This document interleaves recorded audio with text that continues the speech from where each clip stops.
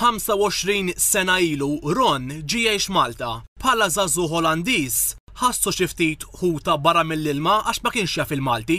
Jirrakkonta mumenti ħelwin li kien ikollu ma tal-ħaxix. Meta kont imur nixtri u nkellimhom bl-Ingliż, kienu jżommu li ftit iżjed milli n-nies li kienu jitkellmu bil-Malti u għalhekk għad speċ tal-leħi ma jistax ikun rrid nitgħallem il-lingwa biex għall-inqas nħallas prezz tajjeb mhux bloli. Tallem il-Malti għax għamilha mal-Maltin mingħajr ma qabad ktieb bidu. Ron illum huwa stilista tal-moda u għandu negozju tal-ħwejjeġ f'Malta. Jistqar li l-Malti għenu jitgħallem lingwi oħrajn. Taljan bdejt nifhmu iżjed u anke Spanjol. Ġifieri naħseb il-fatt li jien kont diġà nitkellem bl-Ingliż, Olandiż u mbagħad żidt lingwa oħra għamel li iktar faċli biex nifhem lingwi oħrajn.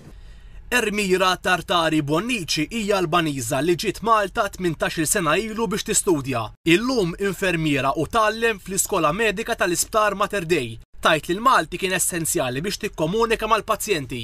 Meta nagħmlu training għan nursing għall-infermiera trid tkun ħafna mal-pazjenti, kuljum mal-pazjenti u ħassejtu bżonjuż li biex nifhimhom huwa tajjeb li nkun naf. Bekk tista' tgħin aħjar skont il-bżonijiet tagħhom. Kif nafu mhux kulħadd jitkellem l-Ingliż l-isptar fil-wards, allura tajjeb li tkun taf il-lingwa tal-pajjiż.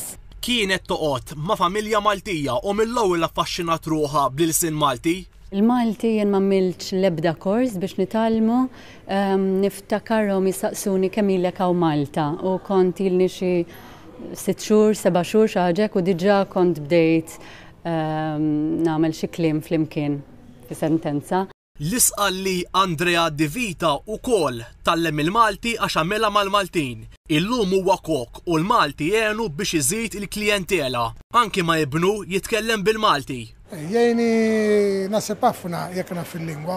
Ma Malta differenti, ġejta u 22 sena ilu u tallimtu bil-motu biżmien tallimtu il-Malti. L-esperjenzi ta' dawn il-persuni huma xhieda tas-siwi li l-barranin jitgħallmu l-ilsien Malti biex jintegraw aktar fis-soċjetà Maltija.